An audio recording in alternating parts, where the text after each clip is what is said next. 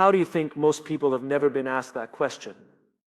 We've been told what to think, we've been trained what to memorize, we've even been rewarded for how quickly we can answer. But almost no one teaches us how to think, and yet that's the skill that changes everything. See, most of us through life thinking we're thinking, when really we're just reacting. We wake up, read the news, check our phones, scroll through opinions, and subconsciously absorb what we're supposed to care about, what we should be angry about, what we're supposed to believe, and because it feels normal, because everyone else is doing it. We call it thinking, but it's not. It's a kind of mental autopilot. It's awareness without intention, and that's not enough. Thinking correctly begins with awareness, not answers awareness. Imagine this. There's a firefighter who walks into a building engulfed in flames, smoke everywhere. Visibility near zero. He moves through the chaos, not because he knows exactly what will happen, but because he's trained to stay aware. He doesn't panic. He observes, he listens, feels the heat, and based on his awareness, he makes decisions. Good thinking doesn't start with certainty. It starts with presence. That's what correct thinking really is. The ability to pause, to see, to sense beyond just what's obvious. Awareness gives you the distance from your thoughts, so you actually question them. But here's the problem. Our culture doesn't reward awareness. It rewards reaction. The fastest reply wins, the loudest voice is heard. The one who posts first gets the likes. That's the environment we're trained in, so we live in a world where speed is mistaken for intelligence and certainty is mistaken for clarity. But thinking correctly is not about being the first to speak. It's about being the last to revise. I once met a leader who built a wildly successful company, but when you spoke to him, you noticed something strange. He didn't respond right away. He waited. He would nod, pause, and even in the middle of a fast-paced meeting, he'd take a breath before saying anything. And when he did speak, it was always meaningful, always clear. I asked him once why he did that. And he said something I'll never forget. I never want to be the smartest person in the room. I just want to be the one who's paying the most attention. Think about that. The most attention. Awareness, not assumption. And it's that kind of awareness that separates great thinkers from clever talkers. Most of us are running around trying to win arguments, prove points, sound smart, and we miss the whole point of thinking: to understand. Not to be right, but to understand. And understanding takes humility. It takes slowing down. It takes the willingness to not jump to conclusions. Even when the world is begging us to. When a problem shows up, how do you respond? And most people immediately ask, what do I do? But correct thinking starts with a different question. What am I not seeing? When we ask better questions, we get better outcome. A friend of mine was leading a team that was struggling performance, was down, morale was low, and they were losing clients. Every leader before him had tried the same formula: tighter control, more reporting, louder motivation. But it never worked when he stepped in.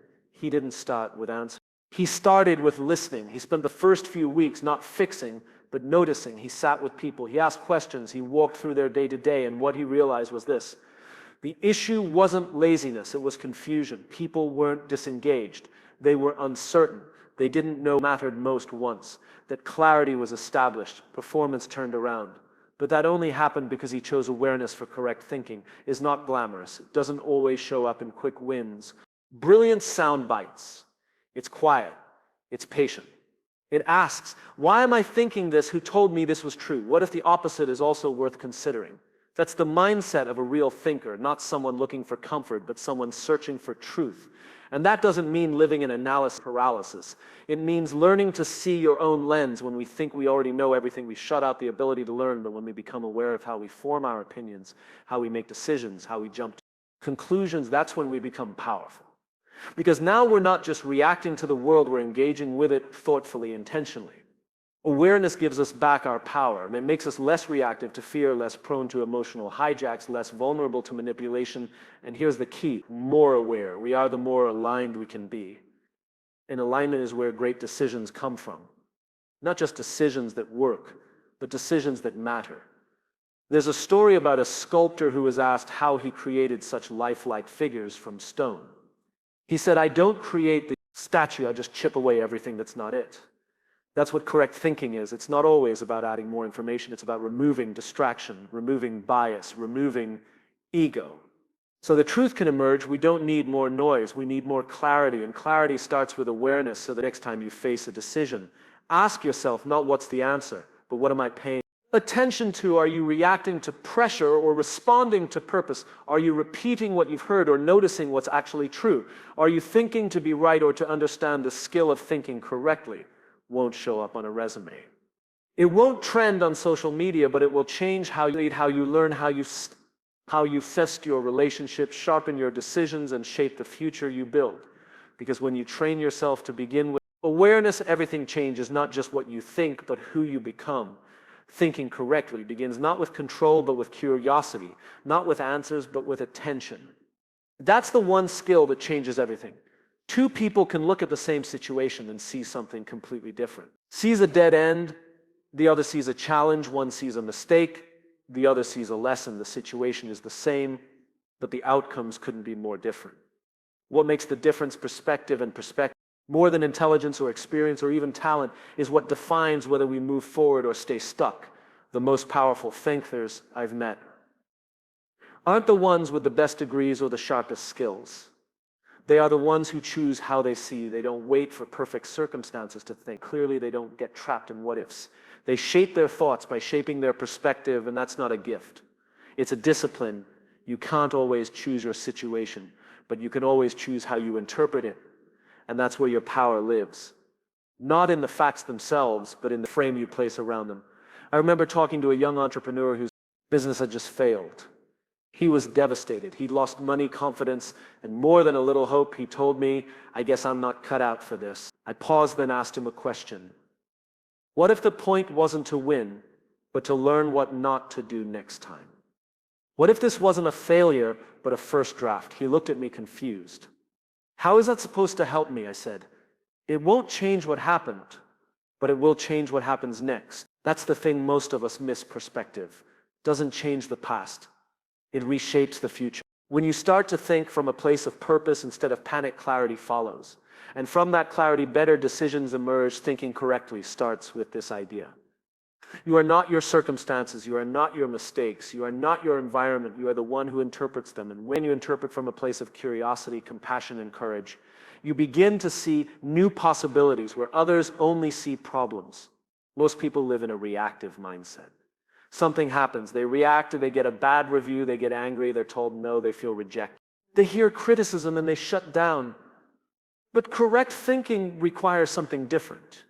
It requires stepping back and asking, what else could be true here? What am I missing? What if this isn't about me? That shift from reacting to reflecting turns your perspective into a superpower. It doesn't make life easier, but it does make you stronger. I once met a Navy commander who told me that in the most high-pressure missions, his number one job was to manage perspective, not tactics, not strategy. Perspective. He said when the team starts focusing on the problem, we get stuck. But when we focus on the bigger picture, we stay aligned, we think better, we act smarter.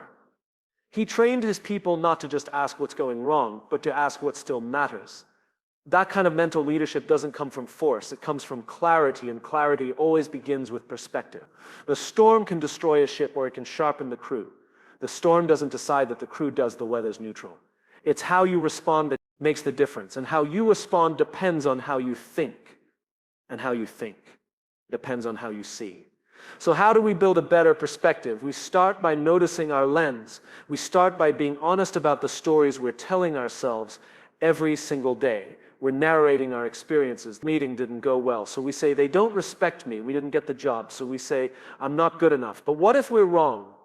What if it wasn't about you? What if the person across the table was having a bad day? What if the opportunity just wasn't the right fit? What if the lesson isn't about failure, but timing? When we shift the story, we shift the outcome.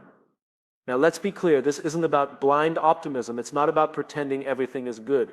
It's about practicing disciplined thought. It's about choosing to look for meaning even when it's hard, especially when it's hard, because those are the moments that define us. Correct thinking isn't passive. It's not something that happens to you, something you practice. And like any practice, it's uncomfortable at first. Your mind will want to revert to blame, to doubt, to fear.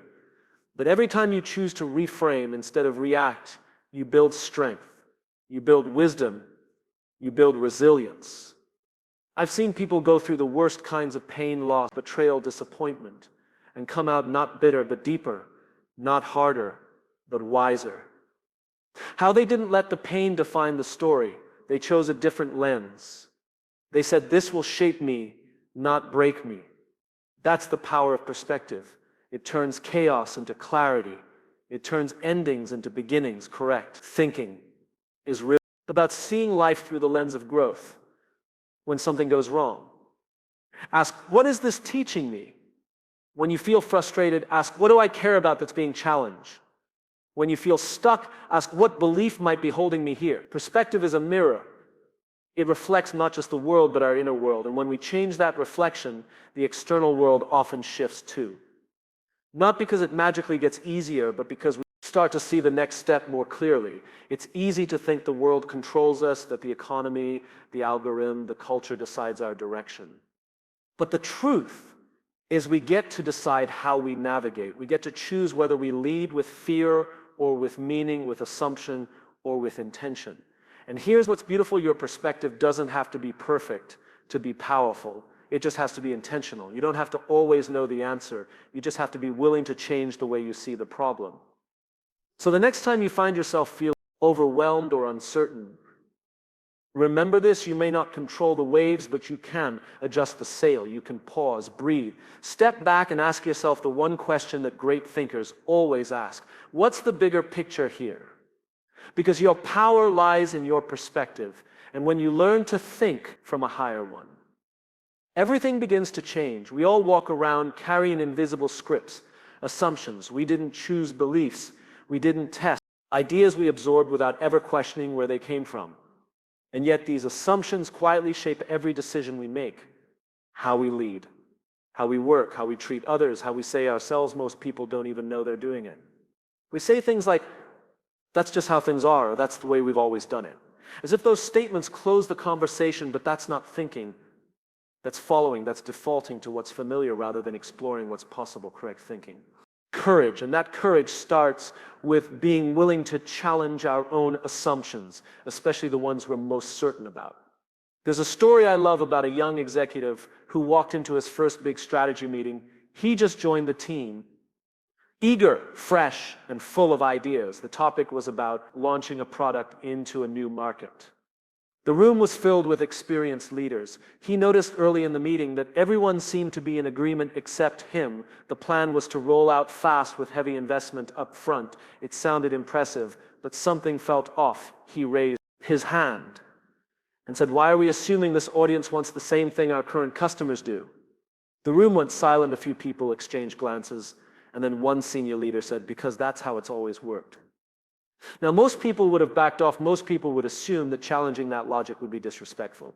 But he didn't. He politely asked, "What if it doesn't work this time?" The question lingered. Eventually, they ran a small test, and the results proved him right, and the assumption was wrong. If they had moved forward without questioning it, they would have lost millions. Here's the truth: assumptions are shortcuts. We all use them. We have our brains are wired to simplify. We rely on past experiences, patterns and internal narratives to help us navigate life. But when those assumptions go unexamined, they become blind spots, and blind spots are dangerous. Not because we can't see, but because we think we do. We assume a coworker is lazy because they miss deadlines, but maybe they're overwhelmed or unclear about priorities. We assume a customer is being difficult, but maybe they just don't feel heard. We assume we're bad at something because we failed once. But maybe we just needed a better approach. Correct thinking doesn't mean doubting everything. It means testing your beliefs. It means holding your ideas with open hands, not closed fists. It means staying humble enough to say, "I might be wrong," not as a weakness, but as a strength, because only those who admit they might be wrong are capable of being truly right. We admire people who are confident, decisive, bold, but we forget that behind every wise decision is someone who first said, "Wait, let's look again." Great leaders don't just have answers. They question everything, especially the things they think they already know. There was a time when people believed the earth was the center of the universe. It wasn't because they were stupid. It's because everyone believed it. The assumption was so ingrained no one thought to question it until someone did, and that changed everything. What else are we assuming today that might be wrong about leadership, about success, about people who think differently than we do? Correct thinking starts by getting curious. When someone disagrees with you, instead of defending your point, ask yourself, what do they see I don't? When something doesn't go as planned, instead of blaming the outcome, ask, what assumptions led me here? When you feel resistance to a new idea, ask, is this discomfort because it's wrong or because it's unfamiliar? That's the test. Many of the things we reject aren't actually bad, they're just different, and we confuse different with dangerous, but real danger lies in stagnation. In never updating our thinking and refusing to evolve. I once met a teacher who'd been in education for over 30 years. You'd think he would be set in his ways, but he told me something remarkable. He said, every year I try to challenge one major belief I have about teaching, not because I want to be wrong, but because I want to grow. That mindset didn't just make him a better educator, it made him a better human being. When we challenge assumptions, we unlock one possibility. We see options we didn't know were there. We create room for innovation, for empathy, for insight. We stop operating on autopilot and start designing with intention. But here's the catch. Challenging assumptions is uncomfortable. That requires vulnerability. It means being willing to sit in the space of not knowing. And for many of us, that feels like weakness, but it's not. That discomfort is where growth lives. Think of it this way, a tree grows strongest, not when it's comfortable, but when it's exposed to wind. Resistance builds depth, same with our thinking when we question what we've always believed. We're not losing ground, we're gaining depth. We live in a world obsessed with being right, but correct thinking isn't about being right. It's about getting it right. And that difference matters. Being right is ego. Getting it right is humility. It means we're willing to let go of ideas that no longer serve us, so we can adopt ones that do so. The next time you find yourself clinging to a belief, ask yourself, where did this come from? Did I choose this? Did I test it? Or did I just absorb it? And if it turns out you've been wrong, celebrate that, because every assumption you break is one less wall between you and the truth. Correct thinking doesn't live in what's comfortable. It lives in what's honest. And honesty begins with ourselves, with the courage to say, maybe I don't know, maybe there's a better way, because the thinkers who change the world aren't the ones who know the most. They're the ones who are willing to unlearn. And that's the kind of thinking that changes everything. There's a story I heard once about a man planting a tree. It was a quiet afternoon, and he was carefully placing the sapling into the soil, pressing the earth down gently, watering it with steady hands. Someone walked by and asked him, why are you planting that? You'll never sit under its shade. The man smiled and said, that's true, but someone would. That's the essence of long-term thinking. It's not about what you get today. It's about what you build over time. It's about showing up today, not for applause, not for results, but for the sake of something bigger than yourself. Something that might take years or even a lifetime to bear fruit, but we don't live in a world that celebrates that kind of thinking. We live in a world that worships the now. Instant results, fast answers, quick wins, one click, one swipe, one solution, and in that environment, thinking long-term feels slow. It feels risky. It feels inefficient. But here's the paradox. The people who make the biggest impact, the ones who admire, the ones who leave something behind, they're the ones who think years ahead and act with urgency. Today, that's the balance. That's what correct thinking looks like.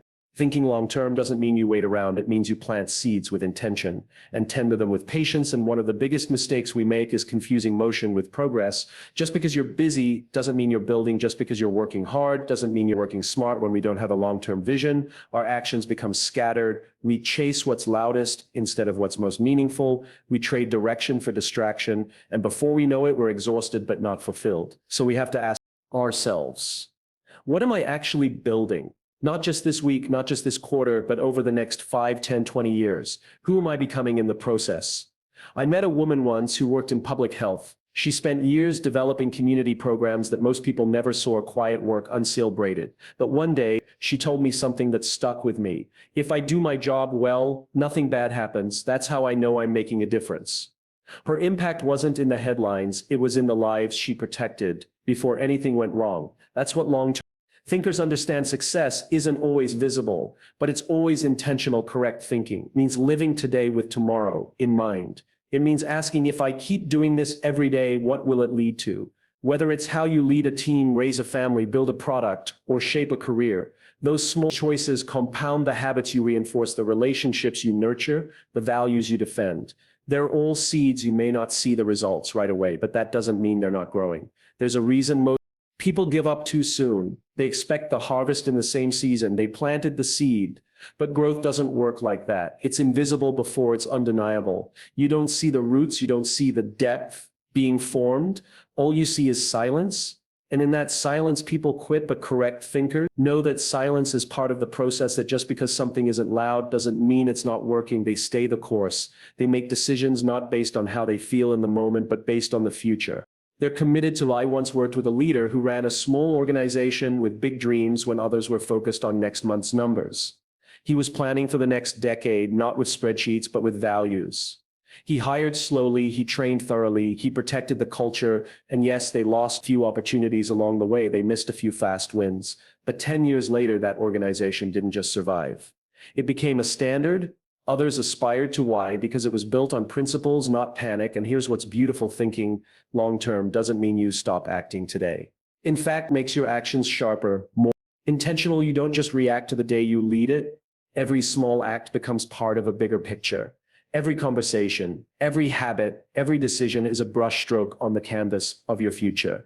But you have to keep showing up. You have to be okay with the fact that most days won't feel glamorous, that progress is often boring, that no one claps when you choose consistency over chaos. But over time, those quiet decisions stack up. They build trust, build strength. They build legacy. It's not about perfection, it's about direction.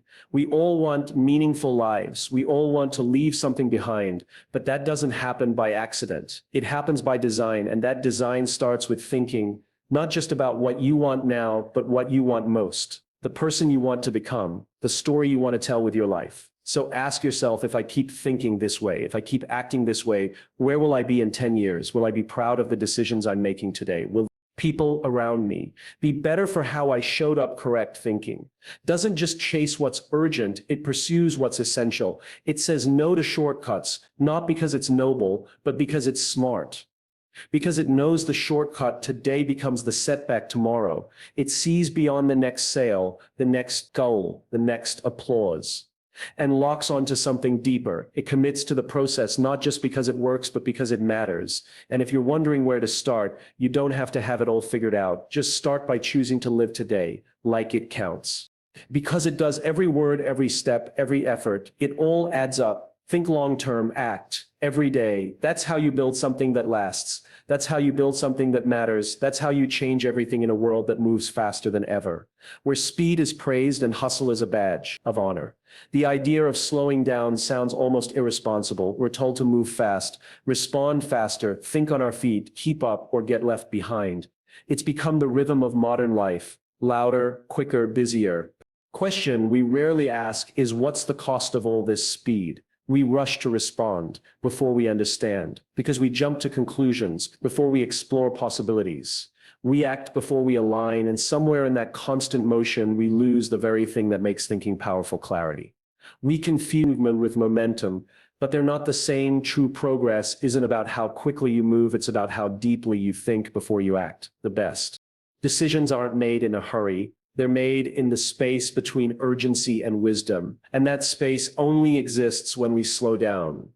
I once sat with a CEO during a crisis. Her company was under pressure: financial strain, media scrutiny, internal panic. The instinct naturally was to act fast. Everyone wanted answers: fix it now, announce a solution, but she didn't. She called her team together and said 5 words. No one expected: we're not deciding today. There was confusion in the room, concern, even frustration.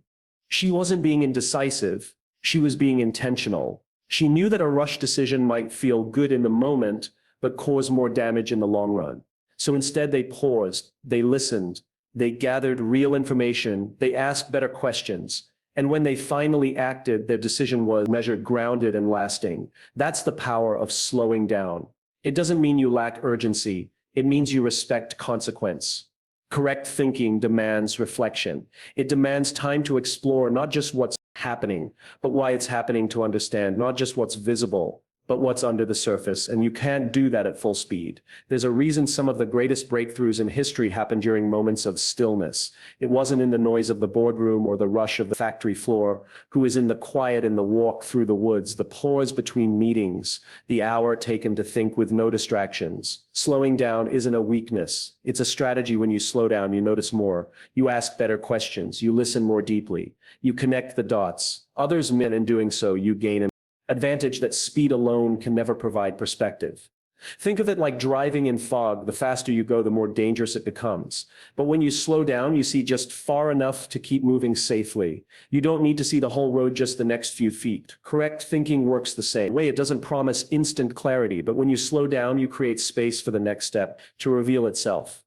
I once worked with a team launching a new product. They had the budget, the excitement, the green light. But something felt rushed. They were sprinting toward the launch date without fully testing the assumptions underneath their strategy. So they made a bold decision to pause for 30 days, not to stall, but to dig deeper. They used that time to listen to users, refine their messaging, pressure test their assumptions. It was uncomfortable. It felt like stepping backward, but when they finally launched, their product resonated at a level they hadn't expected. Why? Because they slowed down, not to delay, but to prepare. That's what most people misunderstand. Slowing down doesn't mean doing nothing. It means doing the right things at the right pace. It means resisting the urge to act just for the sake of acting. We live in a culture that treats thinking as unproductive if you're not replying, reacting, or producing. It can feel like you're falling behind, but that's a dangerous illusion. Some of the most effective leaders, the most innovative thinkers, are not the ones who always have their hands on the wheel. They're the ones who take the time to step back, look out the window, and ask, where are we really going? Because it's not just about moving fast, it's about moving in the right direction. Speed can be seductive. It makes us feel in control. It gives the illusion of progress. But speed without clarity leads to burnout, confusion, misalignment. You can run faster than everyone else and still be running in the wrong direction. Correct thinking demands that we build in pauses, not as a luxury, but as a necessity. It means learning to say, let me think about that, even when everyone's looking for immediate answers. It means taking time to ask, what's the bigger picture, before jumping into solutions. It means trusting that reflection is not time lost. It's wisdom gained. The people who truly master their craft, whether they're artists, athletes, entrepreneurs, or leaders, aren't always the fastest movers. They're the most deliberate. They know that greatness is not built in haste. It's built in rhythm, and rhythm requires space between the notes. I once spoke with a firefighter who explained how the most experienced responders enter a burning building not by rushing in blindly, but by taking a moment to scan, assess, and breathe. That brief pause can mean the difference between chaos and control, between risk and readiness. It's no different in our daily lives, whether we're making a major decision, leading a team, or navigating a challenge. Those few seconds of thoughtful pause often lead to the most powerful outcomes. So how do we slow down in a world that never stops? We start small. Take 5 quiet minutes before your day begins. Not to check your phone, but to check your thoughts. Step away from the noise when a decision feels rushed. Ask more questions. Before offering more opinions, give yourself permission to wait. Not forever, just long enough to make sure your next move isn't just fast, but wise. Correct thinking isn't about how quickly you can respond. It's about how deeply you understand what matters. Because in the end, slowing down isn't about being left behind. It's about making sure you're leading from the right place. So slow down to listen better, to think clearer, to choose wiser, because that's how you speed up, not just for a moment, but for the long road ahead. And that's how everything changes.